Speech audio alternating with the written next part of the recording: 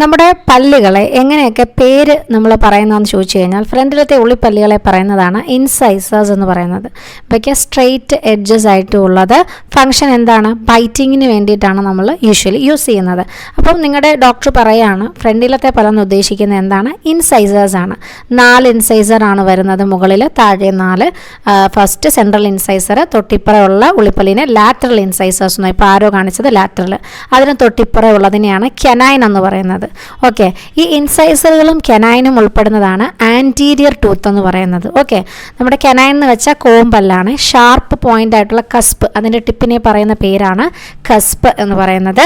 പിന്നെ നിങ്ങൾക്ക് അറിയേണ്ടത് ഈ കെനൈൻ കഴിഞ്ഞ് പുറകോട്ട് വരുന്ന പല്ലുകളാണ് പോസ്റ്റീരിയേഴ്സ് എന്ന് പറയുന്നത്. അതിനകത്താണ് പ്രീ മോളാറും അതുപോലെ തന്നെ മോളാസും ഉൾപ്പെടുത്തിയിരിക്കുന്നത്.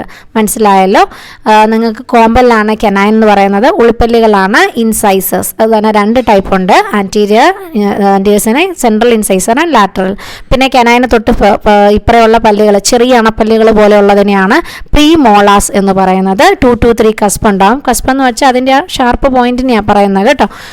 അപ്പം ഇതിനെയാണ് പ്രീ മോളാർ എന്ന് പറയുന്നത്. നമ്മൾ മലയാളത്തിൽ ചിലപ്പോൾ അണപ്പല്ലെന്ന് തന്നെ ഇതിനെയും പറയുന്നത്, പക്ഷേ നമ്മൾ ശരിക്കും ഇതെന്താണ്? പ്രീ മോളാസ് ആണ്, മോളാറിന് തൊട്ട് മുമ്പുള്ളത്. ഇനി അത് കഴിഞ്ഞ് വരുന്ന 3 മെയിൻ പല്ലുകളെയാണ് നമ്മൾ മോളാസ് എന്ന് പറയുന്നത്.